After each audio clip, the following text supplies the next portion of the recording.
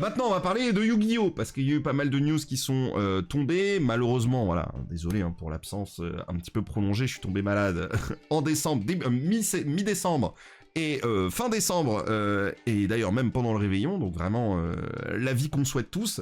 Donc forcément, j'ai pris un petit peu du retard au niveau des news, je pourrais pas tout traiter aujourd'hui. Donc ça, c'était pour en parler vite fait. Et au niveau des news, du coup, il y a eu pas mal de choses. On a eu notamment la Jump Festa hein, qui a été annoncée. Et parmi la grosse annonce qui a été annoncée lors de cet incroyable événement, dédié notamment au reveal un petit peu de Yu-Gi-Oh! On a eu l'annonce d'un animé Yu-Gi-Oh! Card Game The Chronicles, qui sera du coup un promotional short animé series. Donc bon, vous avez bien compris l'idée, hein. Ce qu'on avait vu il y a quelques mois déjà, qui présentait le Konami Animation, le studio d'animation de Konami, et bien maintenant ils sont lancés pour pouvoir nous lâcher un nouvel épisode chaque mois dans la chaîne officielle de l'OCG à partir de avril 2025. On savait pas trop, tu vois, est-ce qu'ils vont annoncer un nouvel animé ou pas, ou est-ce que c'était juste des tests. Je trouve que c'est bien qu'ils aient fait comme ils ont fait, c'est-à-dire, bah voilà, regardez ce qu'on sait faire, on n'annonce pas un nouvel animé, et maintenant que la production, en tout cas, a dû bien être entamée et qu'ils ont pu bien avancer, et voir aussi peut-être que nous, on était plutôt hype par ce qui avait été annoncé, je pense qu'ils se sont dit, bah vas-y, on peut y aller. Je pense que c'était aussi un moyen de tester un peu les choses, et donc, comme vous pouvez le voir dans l'annonce ici, bah on va avoir Sky Striker et Albaz qui seront les...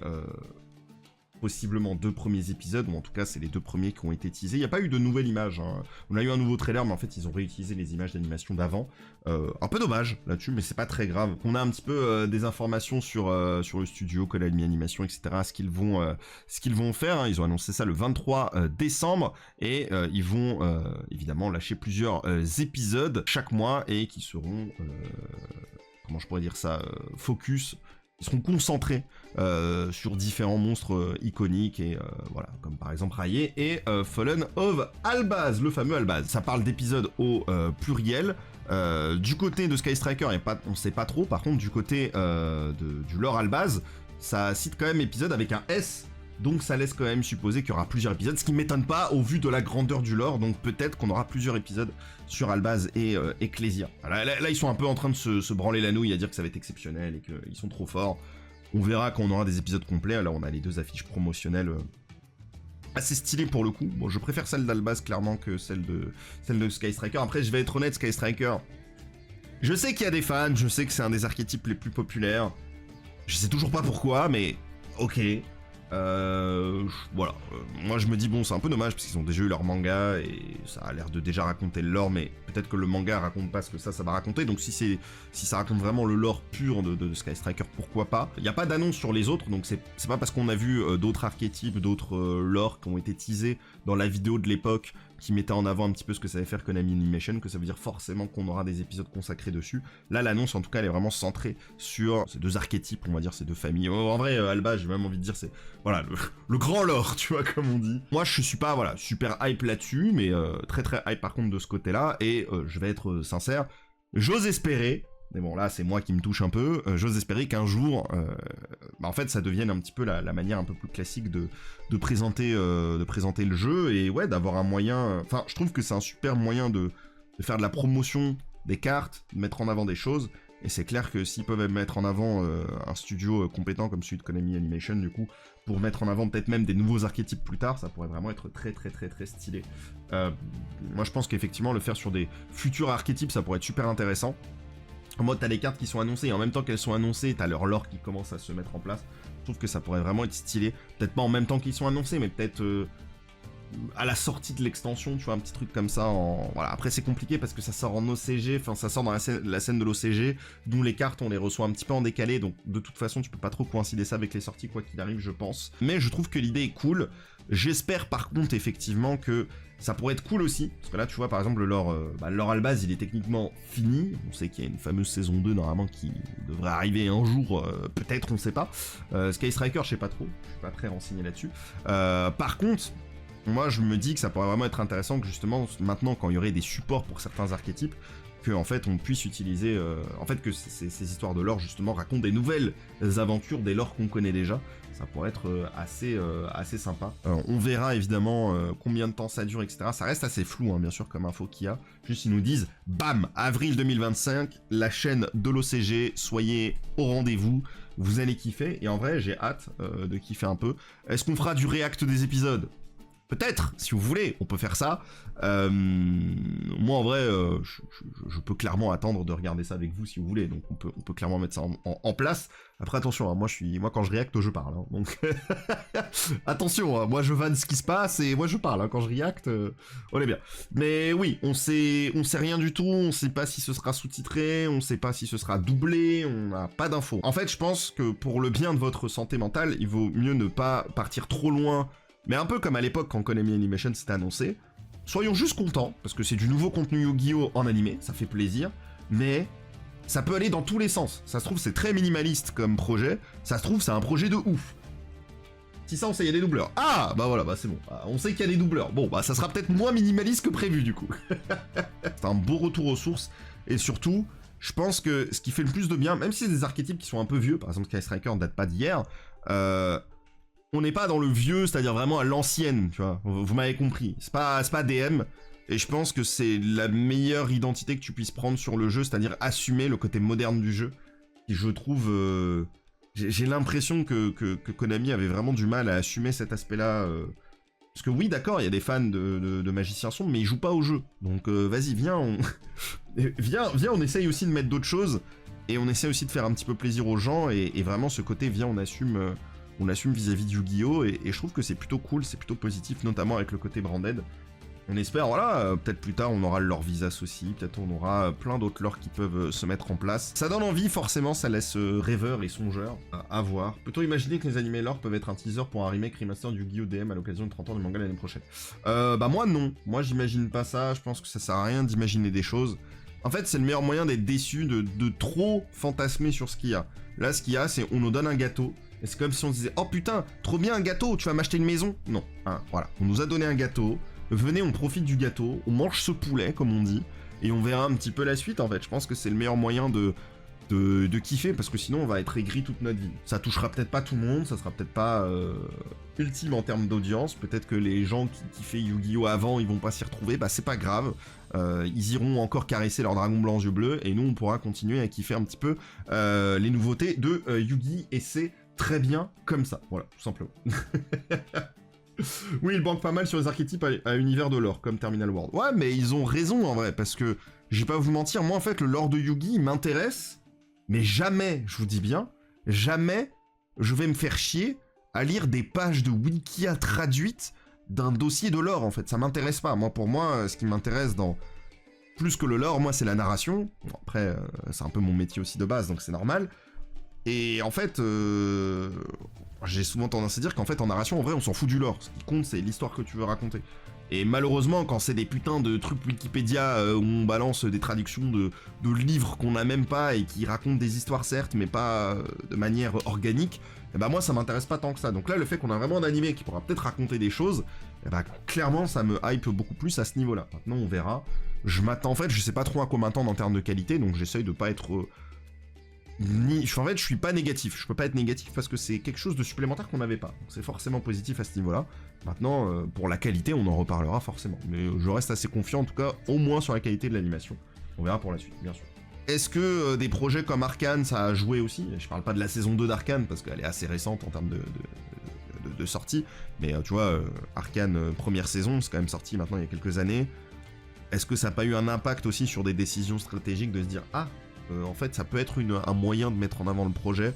Peut-être aussi en voyant ce que font d'autres studios au Japon, d'autres éditeurs au Japon avec d'autres TCG, ils se sont dit « Ah, ça peut être intéressant de le mettre en place. » Quand je pense notamment à Vanguard, il y avait Xenonzard aussi à un moment qui avait fait un petit peu ce côté, même Shadowverse l'a fait un petit peu avec l'animé et le truc. Donc voilà, essayer de rejouer et de renouer un petit peu avec le côté transmédia, moi je trouve que c'est ultra positif, surtout pour une licence qui est connue pour être une licence de transmédia à la base.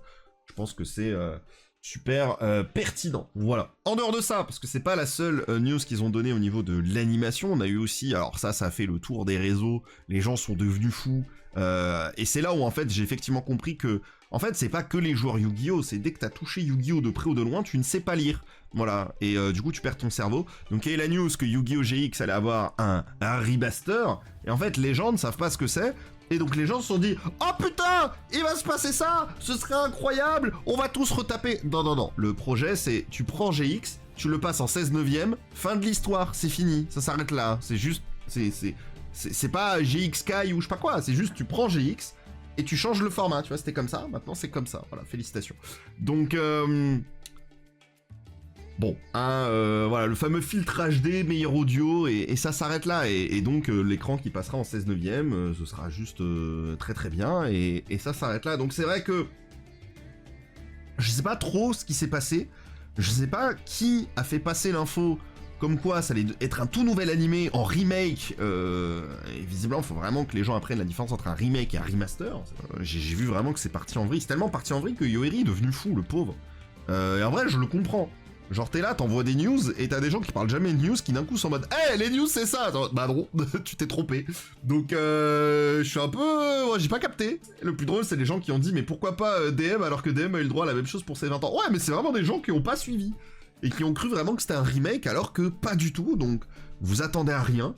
Je crois que je ferai un montage là sur YouTube pour montrer à quoi ça va ressembler. Tiens, je vais montrer une image de Jaden et je vais l'étirer, je vais te rendre, voilà, c'est tout, il y aura rien d'autre. Il n'y a pas eu d'annonce sur GoRush, et du coup on est un peu en mode, bon, est-ce que ça va remplacer, parce que ça sera forcément diffusé, enfin tu fais pas un remaster pour qu'il reste là au chaud dans ton cul, tu vois, donc forcément ça servira à quelque chose. Et c'est vrai que t'es en mode, bon, est-ce que ça va, est-ce que GoRush c'est terminé, etc. On va pas rentrer sur de l'intox, mais l'info c'est que la série a l'air d'arriver à la fin. Bon, elle arrive à la fin, et en même temps qu'elle arrive à la fin, on te dit « Oh, il y a GX Remaster qui arrive !» C'est vrai que, logiquement, on se dit « Bon, bah, le remaster sortira quand GoRush s'arrêtera et devrait le remplacer. » Ça, c'est ce que voudrait la logique d'une réflexion où on n'a pas beaucoup d'infos, et ça, c'est les seules infos qu'on a. Ça se trouve, ce sera pas le cas, et peut-être qu'on aura une nouvelle série après GoRush. À voir si ça traitera toujours du Rush Duel, à voir si on refait une série qui part là-dessus. Pareil, tu vois, toi, tu me dis qu'on pourrait arriver sur un arc qui fait janvier, février, mars. Bah effectivement c'est assez marrant parce que Konami Animation sort le nouvel animé en avril. Bon, peut-être que, enfin en tout cas il y aura un nouvel épisode par mois en avril sur la chaîne YouTube. Bon, c'est assez flou à ce niveau-là, leur gestion de la licence, en tout cas transmédia, au niveau en tout cas de l'animation en globalité. Ça reste assez flou, donc on verra, on en reparlera bien sûr. Mais on sent en tout cas qu'il y a des changements pour 2025 qui vont arriver au niveau du côté animé du Yu-Gi-Oh! Même si la majorité d'entre vous ne regardez pas GoRush, bah, ça peut peut-être être intéressant de le savoir, et aussi pour la suite de la licence, quoi, tout simplement. On est forcément un peu curieux. Voilà, bon, on a fait un peu le tour, juste retenez que GX 16 neuvième, point, il n'y a rien d'autre, c'est pas un remake, arrêtez. Et effectivement, je sais pas pourquoi l'info elle est passée en remake, je pense juste les gens sont fous, et ils veulent juste lire ce qu'ils ont envie de lire, alors que ça n'avait rien à voir, et franchement, autant j'aime bien GX, autant pas besoin d'un remake, voilà. À la limite, moi je serais chaud pour qu'on adapte chaque manga, voilà, on adapte le scénario de chaque manga au max, ça ce serait stylé.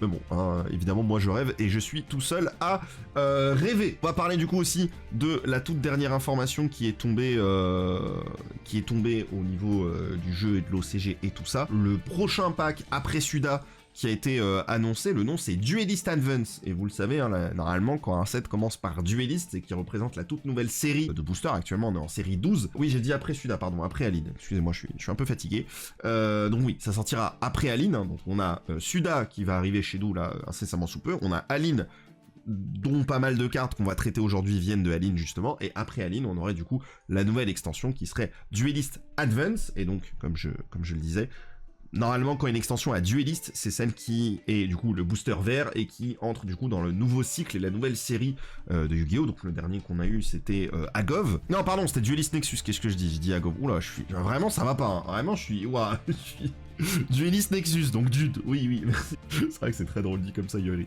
Mais bref, donc voilà, c'est la prochaine extension qui sera annoncée donc après Aline. Elle devrait sortir le 26 avril 2025, donc en OCG. Donc on a large le temps, c'est un pack qui a l'air quand même de pas mal changer la manière de faire les packs, etc. Et en plus, ce qui est assez bizarre, hein, c'est que l'annonce qui nous est dit, c'est que il devrait aussi inclure des cartes qui ont un lien avec Yu-Gi-Oh! Card Game, le Chronicles. Et pour ceux qui ont oublié, c'est littéralement la news qu'on a vue juste avant, hein, l'animé. Donc, est-ce que ça veut dire qu'on a un petit peu... Voilà, encore une fois, là on est un peu plus sur... L'info, c'est on a Duelist Advance qui arrive le 26 avril 2025, ok? Voilà. Maintenant, la rumeur voudrait que peut-être que ce soit le nouveau set d'un nouveau cycle, ce qui veut dire que le cycle actuel qui a commencé avec Dune s'arrête après 8 boosters, chose qui n'était pas le cas depuis à l'époque, depuis Zéal, si je dis pas de bêtises. Et ça laisse aussi supposer que, est-ce que, à partir de Duelist Advance, ils vont pas utiliser les cartes ou les personnages de Chronicles, qui sera du coup la série animée sur YouTube, en tant que monstres principaux des boosters par exemple, ou des trucs comme ça, parce qu'on n'a pas de visuel encore une fois, là où jusqu'à présent c'était des monstres de l'animé, mais de l'animé, on va dire des versions améliorées, des machins, des trucs, enfin les monstres qu'on a connus actuellement. Voilà, je sais pas, je vous donne l'exemple ici. Voilà, parler d'Agov, bah j'ai un Agov, voilà, et bah dans Agov on avait lui, et bah lui il est dans l'animé, pas dans l'animé, bref vous avez capté, bref des trucs en lien avec l'animé. Est-ce que là on partirait encore sur ce truc là mais en lien avec Chronicles, ou est-ce qu'on va encore rester avec la formule classique liée justement avec créer toujours ce lien avec les animés qu'on a connus jusqu'à présent? Ça me hype un peu, je vais être honnête, je pense que si vraiment on va là-dessus, parce que pour le coup c'est vraiment une info officielle qui vient du Yu-Gi-Oh! Jap, hein, je suis vraiment là-dessus hein, quand tu regardes, vraiment c'est indiqué. On va avoir donc des cartes qui viennent, qui sont inclus de ce set-là. Donc, à partir de là, moi je trouve que c'est intéressant et c'est une bonne direction de la part du jeu. Donc, on sent vraiment que le jeu va entrer dans une nouvelle dimension en 2025 et ça me hype pas mal à ce niveau-là. Comme je le disais un petit peu avec l'animé tout à l'heure, d'assumer à 100% le fait que l'animé, bon, peut-être compliqué de faire des séries maintenant sur les personnages et peut-être partir plus sur une série sur le lore des cartes en elles-mêmes et de créer un petit peu cet effet rebond entre les deux. Je pense que c'est une très très bonne idée.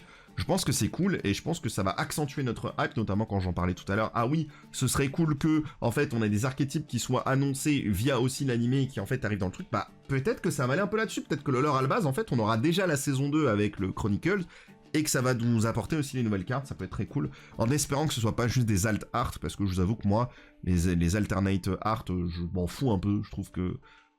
Je pense qu'on y perd plus au change avec les arts alternatifs. Moi, je préférais qu'on ait plusieurs versions d'une carte, mais avec des effets différents, plutôt que plusieurs arts alternatifs. Mais bon, ça, c'est personnel. Hein. Moi, j'aime bien quand il y a plein de cartes et quand il y a écrit des nouveaux effets, quoi. C'est ça qui me hype. Donc, c'est vrai que bon, j'espère qu'on ira dans ce chemin, tout simplement. Vous savez que Yu-Gi-Oh! On aime bien le découper en plusieurs parties. Tu vois, le GOAT, l'Edison, machin, les formats, vous avez capté. Et voilà, on appelle un peu notre période le post-moderne et tout. Et peut-être que là, on va vraiment rentrer dans la Chronicle Era, j'en sais rien. Où on va vraiment avoir le jeu qui va avancer dans une autre direction. Donc, je trouve ça cool. Je trouve que c'est plutôt positif pour le coup. Mon avis global sur 2024, c'est qu'il y a eu peu de sets qui m'ont beaucoup hype. Il y a eu vraiment beaucoup de sorties. Mais finalement, souvent, ça faisait très remplissage. Avec des cartes assez moyennes, mais comme d'hab des cartes complètement broken aussi, hein, vous connaissez. Peut-être que là on aura peut-être un équilibre un petit peu plus excitant avec les cartes qui sortiront, et je pense que la hype, ça sera tellement plus facile d'être hypé si on a un animé en direct et des choses qui arrivent, parce que la nostalgie c'est sympa 3 minutes, mais j'avoue que ça peut vraiment être cool d'avoir quelque chose d'un peu plus concret pour le format, et ça permettra peut-être à des gens qui étaient un peu nostalgiques de Yu-Gi-Oh!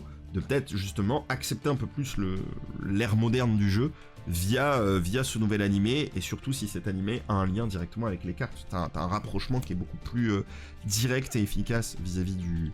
Enfin voilà, la connexion elle est évidente quoi, donc je trouve que c'est super positif. Bon, on va parler de la première carte, mais bon voilà, je trouvais que c'était intéressant parce que c'est quand même des gros sujets de 2025, et bah c'est cool les cartes, mais parler de l'avenir de la licence, je trouve que c'est aussi intéressant, donc voilà. C'est bon, je vois que vous voulez juste qu'on discute de cartes, et moi on va parler de cartes, et on va commencer par une carte qui... vraisemblablement sera mauvaise, je pense. On va commencer avec le Seigneur Maître des Dragons qui sortira du coup dans Aline, et on va voir majoritairement des cartes de Aline, si ce n'est que des cartes de Aline aujourd'hui. Donc du coup c'est un Xyz 5000 Ténèbres de rang 12. Vous voyez bien que c'est le numéro 0, et bon, le numéro 0 en ce moment, dans les sets qui sortent, c'est souvent les cartes exclusives Quarter Century. Je vous rappelle, les Quarter Century qui sont censés s'arrêter, peut-être, que le Seigneur Maître Dragon sera le dernier du lot. Ce n'est pas un Maître Dragon, c'est un Maître des Dragons. Donc du coup, ce n'est pas un Dragon Roller. De toute façon, Dragon Roller aurait bien du mal à l'invoquer vu qu'il faut 2 monstres de niveau 12. Tant que vous contrôlez cette carte invoquée par Xyz, votre adversaire ne peut pas la cibler avec des effets de carte, et aussi elle ne peut pas être détruite par des effets de carte de votre adversaire. Très bien.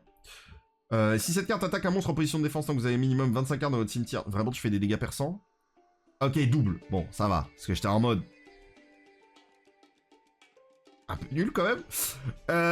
Ok, bon, 5000 double dégâts perso, c'est rigolo, faut juste pas mettre ses monstres en défense quoi. Une fois par tour, sur votre adversaire minimum 25 cartes dans son cimetière, vous pouvez détacher un matériel de cette carte, invoquer spécialement monstre depuis votre deck, extra deck ou cimetière. Et bah c'est drôle. Voilà, et bah c'est drôle, c'est invocable.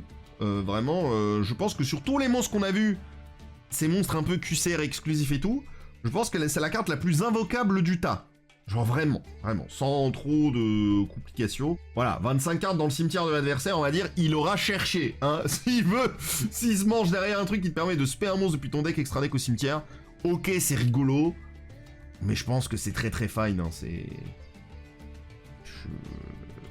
Même moi, je pense que ça aurait été encore plus fun que ça dise en ignorant ses conditions d'invocation. Voilà, bon, voilà, comme ça on y va. Tu vas vraiment utiliser 2 blazards pour invoquer ça? Bon, je pense que la réponse est non, hein. Je pense que la réponse est totalement non, hein, mais c'est rigolo, voilà, ça existe. Donc, comme d'hab, c'est des cartes qui sont jouables, mais qui sont vraiment pas broken. C'est une carte moyenne, qui est par contre très jolie, et je pense en QCR, elle sera très très belle. Mais comme d'habitude, c'est vraiment pas le genre de carte qu'on veut ouvrir dans un display, évidemment. C'est un peu compliqué, quoi. Je pense que la carte, on pourra jamais en profiter à fond. Et puis bon, je trouve ça drôle qu'elle ait un effet finisher quand toi, t'as 25 cartes dans ton cimetière. En mode, elle met double dégâts, et par contre, quand c'est l'adversaire qui a 25 cartes, c'est un extender. En mode, tu l'invoques et tu spé n'importe quoi. Enfin bon, si je me suis fait chier à invoquer 2 monstres de niveau 12 pour le ramener lui, normalement, je pouvais invoquer n'importe quel monstre de mon deck sans trop de difficulté, quoi.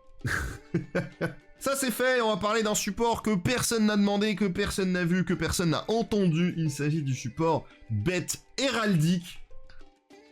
Je vais être honnête, je sais même pas ce que ça fait bête héraldique de base, ok? Donc, on va voir les cartes. Et il y a peut-être moyen qu'on fasse des allers-retours avec les autres. Voilà. On verra bien. On va commencer avec la première carte qui est le Griffon bête héraldique. Et en fait, je pense qu'au bout d'un moment, on est peut-être arrivé à un stade dans Yu-Gi-Oh! Quand une carte est vraiment moche, et bah peut-être que ça veut déjà dire beaucoup de choses. Vous voyez ce que je veux dire? Peut-être, mais peut-être je me trompe. Bon, on va voir. Et niveau 4, vent, 1600 000. Bon, c'est une statline que j'apprécie. Vous pouvez envoyer un monstre bête héraldique, sauf lui-même, depuis ton deck au cimetière en cost, parce que, bon, maintenant tout le monde s'appelle circulaire, visiblement. Invoquez spécialement cette carte depuis votre main, et aussi vous ne pouvez pas invoquer spécialement depuis l'extra deck le reste de ce tour, sauf par invocation X6 en utilisant uniquement des monstres avec bête héraldique et ou numéro dans leur nom d'origine comme matériel. Bonsoir, bonne soirée. Bon, elle te lock plus que ta grand-mère, c'est quand même fou. Cette carte peut être traitée comme 2 matériels pour l'invocation X6 d'un monstre X6 numéro qui nécessite minimum 3 matériels.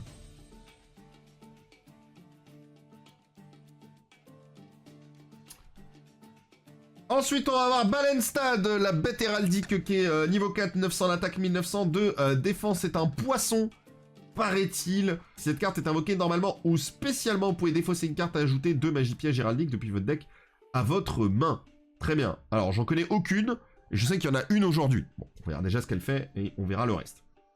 Vous pouvez bannir cette carte depuis votre cimetière, puis cibler 2 monstres bête héraldique du même nom dans votre cimetière, invoquer spécialement en position de défense, et aussi vous ne pouvez pas invoquer nanana, tuer super lock. C'est super. Alors son premier effet est pas mauvais. Il faut voir la qualité des magies pièges bien sûr. En soi tu l'invoques, tu discardes, tu vas tuto 2. C'est tout hein, pour le coup. C'est tout pour les monstres main deck en tout cas. On va voir numéro 69. Hein. Il y en a eu... il y en a pas déjà un. Bon là visiblement il y en a plus de un. Bon bref. Numéro 69, emblème héraldique, torrent de la démolition niveau 4. 4 monstres de niveau 4. Ah, vous pouvez aussi invoquer. Ça va. Ça me rassure. Vous pouvez aussi invoquer par X cette carte d'utiliser un monstre que vous contrôlez dont le nom d'origine est numéro 69, emblème héraldique. Ok, bah c'est juste un rank up de la carte, donc ça va, c'est... Après, numéro 69, il demande pas 3 monstres de niveau 4? Et donc c'est pour ça que tu utilises lui? Ah ouais, ça a l'air chiant, hein. Oui, ouais, ce qui me semblait, hein. Je l'ai joué dans des decks un peu fun et tout quand j'étais beaucoup plus jeune, donc c'est pour ça. Voilà, je me souviens juste de numéro 69. Voilà.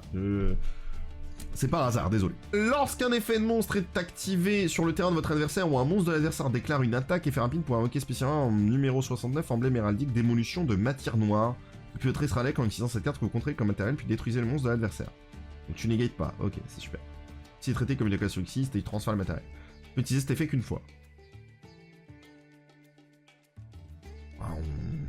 On soufflise un peu, ok, et il manque du coup l'emblème héraldique de mon cul, démolition de matière noire, très bien. C'est lui. Il est là, niveau 4, lumière, psychique, 3100, 1009. 5 monstres de niveau 4, qui évidemment ne s'invoquera jamais comme ça, tu utiliseras l'effet de numéro 69 emblème héraldique l'autre.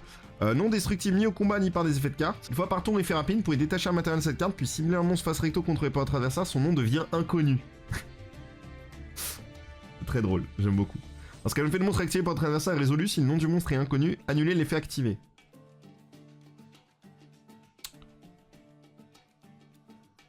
C'est drôle.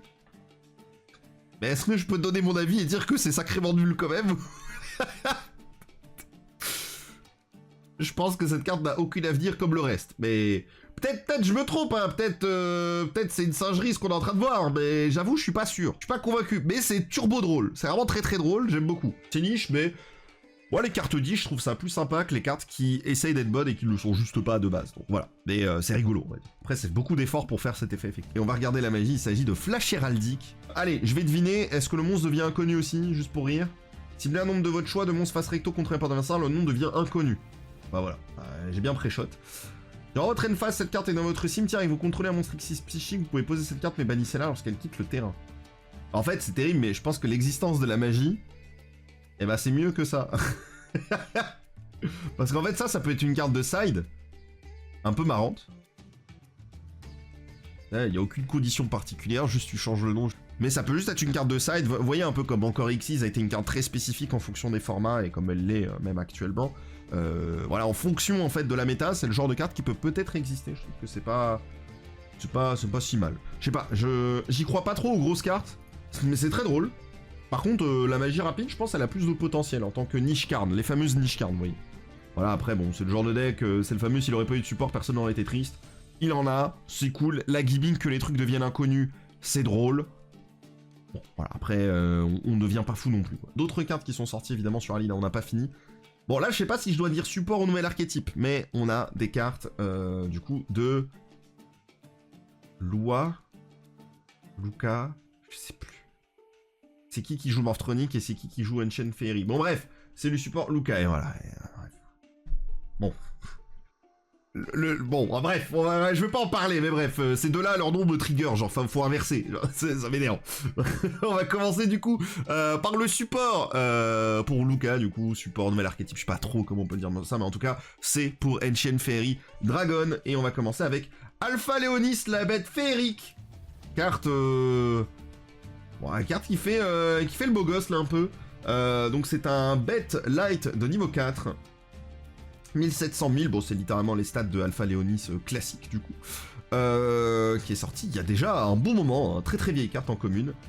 Si cette carte est invoquée normalement ou spécialement, vous pouvez ajouter une magie piège qui mentionne ancien dragon féerique depuis votre deck à votre main. Durant votre main phase, vous pouvez invoquer spécialement un monstre lumière, bête, plante ou elfe. Oui bon bref, on a une nouvelle Triforce là. Bête, plante ou elfe. Ouais, pas trop, c'est sa Triforce à elle. De max niveau 4 depuis votre main en position de défense.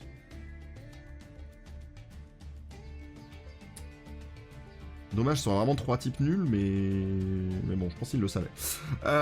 Vous pouvez bannir cette carte depuis votre cimetière, puis cibler une magie de terrain dans votre cimetière, placez-la au-dessous du deck, puis piochez une carte. Ouh là là, ça a pas l'air fou, hein. En fait, faut voir les cartes qui mentionnent Ancien Dragon Féerique. Elle a 3 effets. Les 3 sont utilisables. Le dernier est un peu plus difficile que les autres. En fait, les effets sont du mieux au moins bien. En fait, c'est une carte qui, à la théorie, peut être très très bonne, mais ça va vraiment dépendre de tout le reste du package. Donc bon, c'est un peu difficile pour l'instant de se faire un avis. Forcément, on va continuer avec Spore, la cellule féerique. Le bière niveau 1, plante synthoniseur, effet 400-800. Les stats du sport classique là, il me semble. Si cette carte est invoquée spécialement, vous pouvez augmenter son niveau de max le nombre de monstres que vous contrôlez. En vrai, à ce stade-là, genre vraiment, je vous pose la question. Est-ce que tu peux pas juste dire, cette carte invoquée spécialement, choisis son niveau? Bon, en vrai de vrai. Comme ça, y a pas un monde où tu dois faire des calculs de merde pour jouer un truc qui a l'air certainement pas ouf.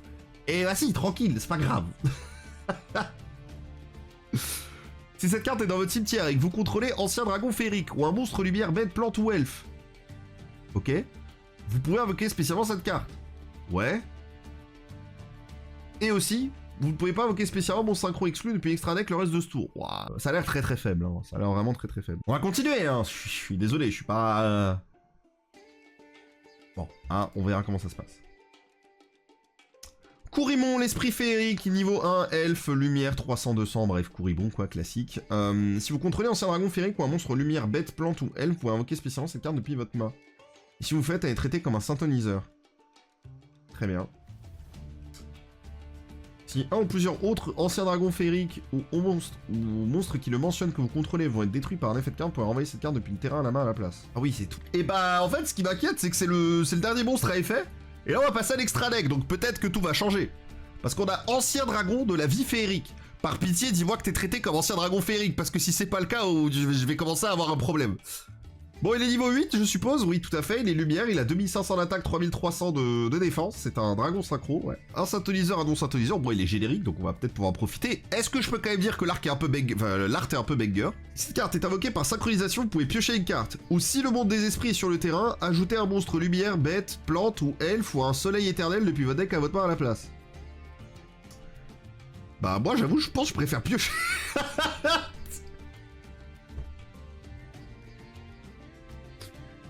Pardon, ouais.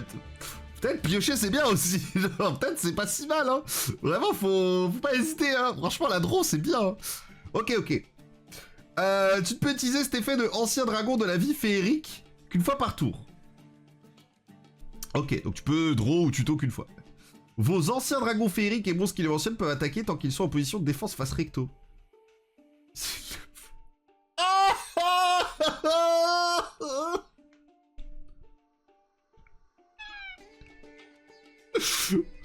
Ah ouais, d'accord. Ah bah dis donc, bah c'est bien.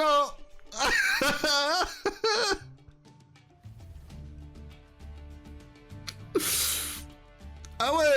Ah, grosse strat, hein. Ah, c'est bien, waouh.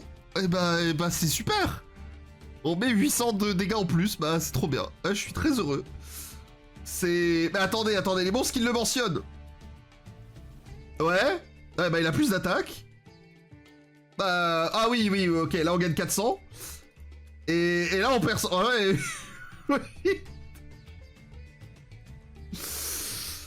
Wouh. Ah, c'est... On fait la fête, hein. Donc ouais, ok, donc en fait c'est le nouveau synchro 8 que quand tu l'invoques tu pioches 1. Donc en fait on va avoir Coral Dragon et après tu fais Ancien Dragon et en fait tu draw. Et en fait voilà, je pense que c'est un peu le projet, je pense. Je pense que c'est ce qu'on va faire, hein. Donc ok, bon. Pour l'instant, c'est turbo nul, ok. Genre, pour l'instant c'est nul, tu vois. Voilà, on va pas casser la télé mais c'est pas ouf. Peut-être que ça évolue. Voilà. Le fameux monde des esprits. Étude magie de terrain. Je vous jure, on dirait un fake. Tellement elle est moche. On verra la suite. Lorsque cette carte est activée, vous pouvez ajouter un monstre qui mentionne Ancien Dragon Féerique depuis votre deck. On a capté. C'est super. Vous pouvez activer chacun des effets suivants dans le monde des esprits que tant que vous contrôlez un monstre synchro lumière dragon de minimum niveau 7. Très bien. Chaque fois qu'un plusieurs monstres sont invoqués spécialement en position d'attaque, changez-les en position de défense. Et une fois par tour, durant la end phase, détruisez tous les monstres en position d'attaque du joueur du tour.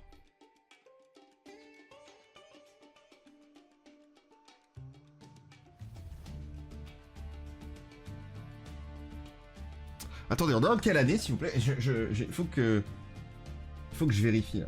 Ah, c'est bien ce qui me semblait, on est en 2025. Hein. Ah, c'est bien ce qui me semblait. Hein. C'est... Ta grand-mère en slip, c'est trop nul.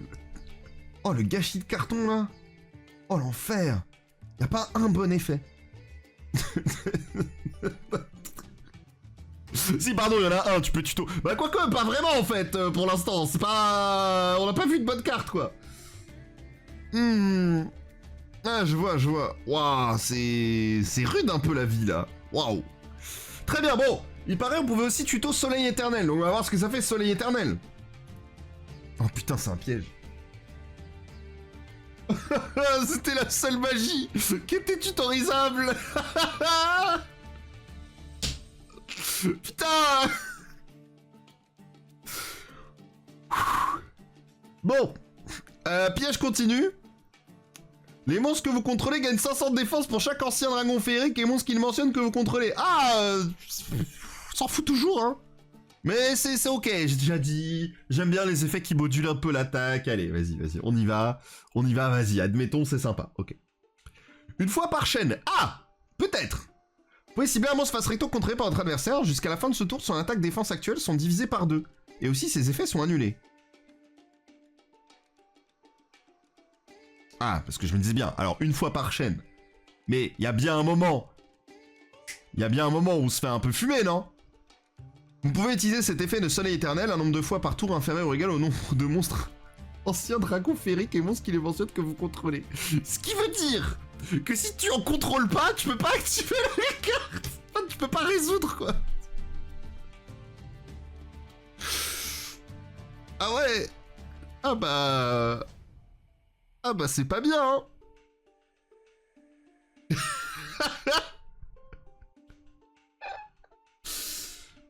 Waouh. Tu dois garder tes synchros. Ah, tu dois garder tes AFD sur le board. Bah, les monstres qui le mentionnent, quoi. Mais les monstres qui le mentionnent, ils ont pas beaucoup de stats, quoi. Ah ouais, hein. Ah, ça vit, hein. Ça vit bien. Bon droit. En fait, je pense que ouais, ce qu'il faudra retenir, c'est qu'on a une nouvelle synchro générique pour piocher. Let's go. Oh, on va tellement faire Coral Dragon. Alors, soit on fait Coral Dragon, plus un monstre de level 2, et on part dessus, on draw 2. Voilà. Soit on fait Tri-Edge Master, plus un Sainto niveau 2, et on fait Ancien Dragon de la vie féerique, et on draw. Et on draw 2 aussi, du coup. Voilà, c'est la seule utilisation que j'en vois. Il y a rien d'autre à faire. C'est bien dommage, la désillusion est totale. Je pense que ça a voulu trop jouer autour de je sais pas quoi. Après, en même temps, tu vois, autant Lua, du coup, qui jouait Morphtronic, c'est un deck qui a vraiment une identité avec le côté attaque-défense, et je pense que même ça peut se moderniser assez facilement, parce que les cartes sont quand même extrêmement vieilles, autant elle, en tout cas, je suis désolé, change de deck. Alors, juste change de deck, c'est pas grave, on t'en voudra pas. Donc, c'est quoi le nom du deck? Alors, le nom du deck, je te le dis, c'est une carte qui mentionne Ancien Dragon Féerique. Voilà, c'est ça le nom du deck. Voilà, c'est fantastique. Bon, on a passé assez de temps sur cette merde, hein, franchement, faut savoir le dire, c'était pas fou. On va passer avec encore du support, toujours du support, et encore plus de support, bien sûr. Le support pour Cyber Dragon, voilà, ça parlera un petit peu plus, là. Là, il y a un peu plus de potentiel, je pense, déjà de base, parce qu'on sait que Cyber Dragon, ça fait des trucs. Et on va avoir du support, alors attention, je vais appeler ça du support Cyber Dragon, mais c'est du support Cyber Dragon et Cyber Ténébreux. Hein. Je sais pas si c'est les deux en même temps, mais en tout cas, il y a deux cartes. Une qui s'appelle Cyber quelque chose, Cyber Jormungandr, et l'autre c'est Wurm Cyber Ténébreux. Donc, bon, on verra si ça marche à ce niveau-là. Et on va commencer avec le Cyber Jormungandr, qui est très stylé, pour le coup. L'art est incroyable. Je kiffe plutôt bien, et effectivement, c'est le support des Tactical Tri Decks qui sont sortis au Japon, donc on va voir Cyber Dragon, et après les autres on en reparle juste après. Donc Cyber Jormungandr, non invocable normalement, ni posable normalement, uniquement invocable spécialement par un effet de carte. Par chance, j'imagine, il va fonctionner par lui-même. Si votre adversaire contrôle un monstre, vous pouvez invoquer spécialement cette carte depuis votre main, puis prenez un Cyber Dragon depuis votre deck et soit invoquez-le spécialement, soit équipez-le à cette carte, mais aussi vous ne pouvez pas invoquer spécialement de monstres machines exclus le reste de ce tour. Vous pouvez renvoyer un Cyber Dragon que vous contrôlez à la main, ajouter un polymérisation depuis votre deck au cimetière à votre main. Parce qu'en vrai, mais non, mais attends, parce que tu peux l'invoquer spécialement. On est d'accord, t'es pas obligé de l'équiper, donc mais non, mais du coup c'est fort, parce que vous êtes là en mode c'est pas fort, mais tu mets les deux, tu fais Nova, ou tu peux faire une Link, enfin tu peux tout de suite, t'as deux bodies de niveau 5, donc tu peux faire soit une Link, soit une X65, donc tu peux faire Nova qui part sur Infinity. C'est un one card Infinity si l'adversaire contrôle quelque chose, c'est pas non plus si dégueu, et je te dis, oui, il faut que l'adversaire contrôle un monstre, c'est Cyber Dragon, c'est un peu un deck go second. Donc est-ce que c'est pas... En fait, je pense qu'on s'en fout de son deuxième effet. Mais en vrai de vrai. Parce qu'on est là, on est tous en train de parler de l'effet polymérisation que tu renvoies, mais je pense que tu veux deux Cyber Dragons sur le board et après tu fais ta life, non? Peut-être c'est moi qui suis fou, mais j'ai l'impression que c'est pas si mauvais. Moi aussi au début j'ai pensé, ouais, t'équipes, tu récupères, tu vas chercher un truc, tu fais une fusion, peut-être c'est cool, mais... Est-ce que c'est pas mieux juste de lâcher un Infinity? Ou quoi que ce soit d'autre, hein, peu importe, mais... Genre ça en vrai, c'est un Free Zeus aussi, du coup. Parce que tu fais lui plus l'autre, tu peux faire Infinity, tu peux taper en admettant que tu peux pas trop passer le board, et après tu peux faire Zeus et t'y vas. J'aurais voulu un effet en plus. Genre, limite, tu sais que t'as pas l'effet de renvoyer un Cyber Dragon. Moi, j'aurais bien voulu un effet qui dise Si vous contrôlez aucun autre monstre, cette carte est traitée comme un monstre cyberdragon. Ce qui aurait pu faire un délire en mode... l'adversaire, en fait, il est obligé de gérer les deux. Parce que s'il gère pas les deux, en gros, c'est soit il gère Cyberdragon, mais t'as toujours Cyberdragon, soit il gère Cyberdragon et t'as toujours... Parce que là, en fait, quand t'auras les deux sur le board, si jamais tu laisses passer l'effet ou tu spais les deux, et bah l'adversaire, il va juste... S'il peut interagir, il va juste fumer Cyberdragon et pas lui, tu vois. C'est le seul petit défaut que je trouverais là-dessus, sur la carte. Vraiment, tu vois, ça tiendrait qu'à moi. Et ensuite, on va avoir le Wurm cyberténébreux. Lui, par contre, en termes d'artwork, on est un petit peu sur un acte manqué, c'est clair. 800-2100, le nom de cette carte devient Cyberdragon tant qu'elle est sur le terrain dans le cimetière. Putain, mais ça fout le sub. Attends, lui, il invoque que du deck, hein, on est bien d'accord. Hein. Ouais, depuis votre deck, ouais. Ah, ok, dommage. Bon, bah lui, au moins, il se traite comme un Cyberdragon. C'est déjà bien. Cette carte est dans votre main au cimetière et que vous avez un autre monstre cybermachine sur votre terrain ou dans votre cimetière, vous pouvez envoyer un monstre cyberdragon depuis votre main au deck au cimetière, invoquer spécialement cette carte, puis vous pouvez ajouter une magie piège cyber depuis votre cimetière à votre main. Ah merde, c'est un effet qu'une fois par duel. Non, terrible. Ah là là là là, coup dur. Personnellement, je pense que je préfère Cyber-Jormungand. J'aime bien le mood de la carte, j'aime bien l'art, j'aime bien ce qu'elle fait, je trouve que c'est trop cool. En fait, elle répond trop bien à ce que fait le deck, en fait, à ce que fait Cyberdragon de base, donc j'aime beaucoup. Lui, j'ai l'impression que c'est un peu marrant parce qu'il s'appelle Cyberténébreux, mais j'ai l'impression qu'il joue vraiment avec les Cyberdragons, donc c'est un peu spécial. On va pouvoir voir du coup les nouvelles cartes Evil Twin, avec notamment ici Live Jumelle, Lila Douceur, qui est level 2, Ténèbres Magicien, 500 d'attaque, 0 de défense. La carte est très mignonne pour le coup, elle me fait beaucoup penser aux deux dernières qui étaient sorties, qui étaient un peu le côté sucrerie aussi. Je sais pas si c'est dans le même délire, mais j'ai l'impression que oui. Lorsque votre adversaire active une carte, ou un effet en réponse à l'activation de votre carte ou effet Live Twin, effet rapide, vous pouvez défausser cette carte, annuler l'effet de l'adversaire. Donc en vrai, ça protège tous tes starters. Enfin, en tout cas, toutes tes cartes qui te permettent... Déjà, le premier effet, putain, c'est pas mal, hein.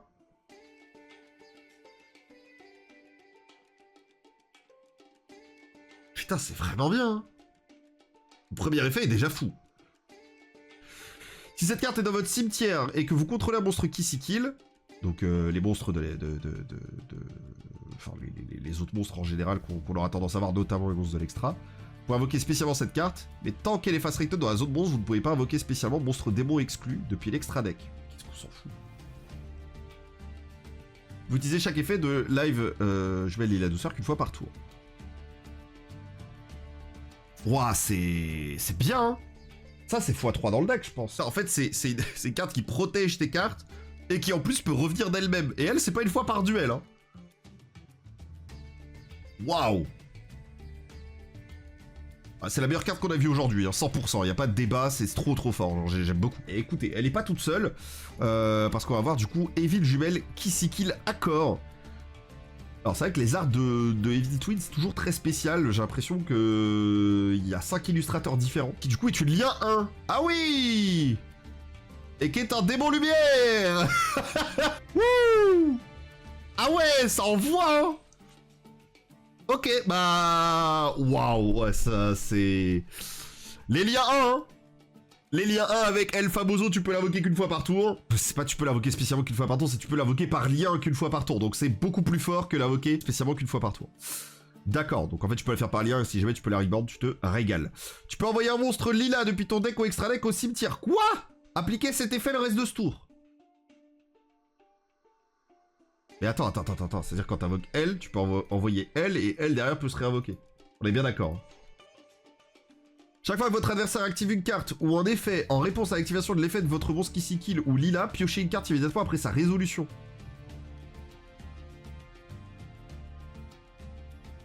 Wesh. What?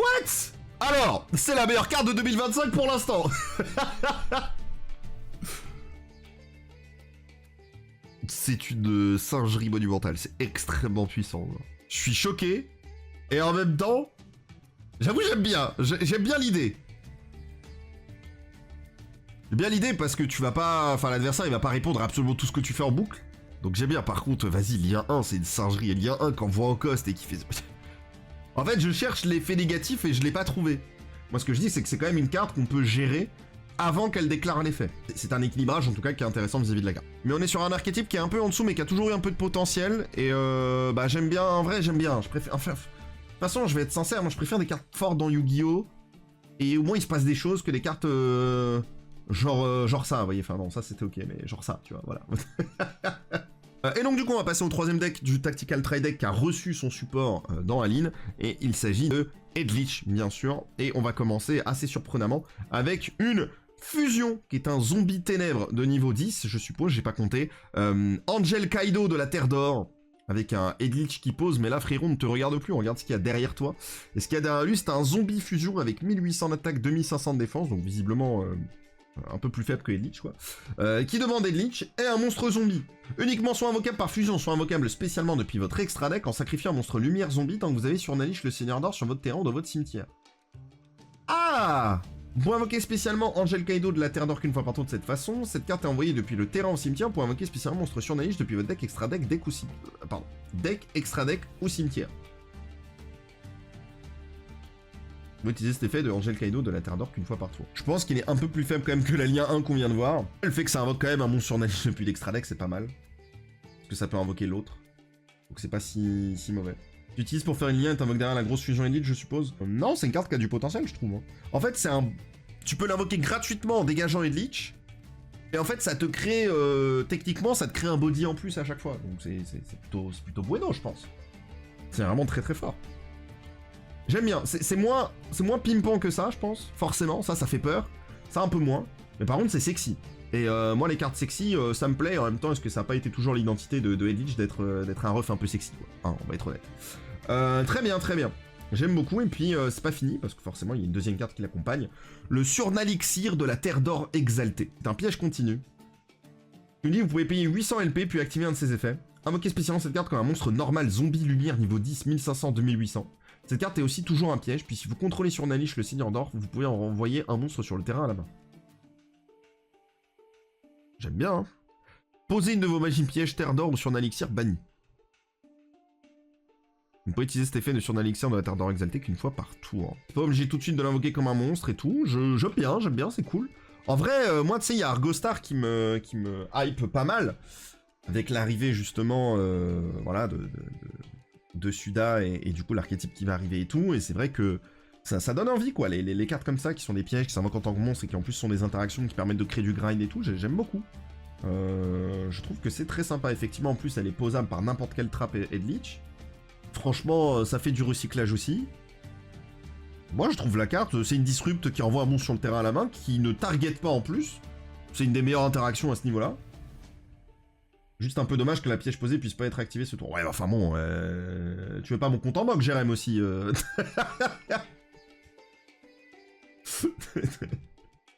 Ça va, c'est pas mauvais déjà. Ouais, ça se passe à niveau 10 aussi. C'est vrai que ça, c'est un truc à retenir, hein. Ah, j'aime bien, hein. Franchement, très très cool. Hein. D'autant qu'on aura le support Audion bientôt, et du coup, oui, c'est vrai, avec l'extension Maze qui sortira bientôt. Du coup, potentiellement des supports génériques pour Monstre Piège, avec ça, le lapin, Argostar. Ouais, non, complètement, je suis d'accord. Je pense que vraiment, ça a du potentiel. Hein. En gros, Delta envoie Edlich, respect Edlich, effet Delta, spé un token, tu invoques la fusion avec Edlich, tu transformes le token en Link Spider, Link 2 lapin. Effet Angel Kaido, effet 2 lapin, c'est un piège lead du deck. Ouais, c'est stylé, hein. C'est stylé, juste avec Delta, hein, c'est pas mal. Mais ouais, c'est un truc que j'avais vu un peu, genre tu fais lapin plus ça. Franchement, moi je vais m'y intéresser, hein, ça me plaît. Hein. Je vais le dire avec un solide boule si je puis me permettre pour se protéger. C'est vrai que le boule étant diamant, hein, clairement on est bien. Vas-y, je te donne mon RIB pour le transfert. Ouais, vas-y. On voit ton RIB, ton adresse aussi, surtout, très important bien sûr. Andras Gang, franchement, ouais, il y a du potentiel. Je sais pas si on ira forcément jusqu'à Varoudras, mais le fait de pouvoir générer comme ça des bodies, moi je trouve ça très très fort. Et bah franchement, bon, je pense que ça c'était le plus abusé, mais franchement, Edlich s'en tire très très bien. Peut-être que Cyberdragon un peu moins, mais il part de loin, et c'est plutôt pas mal.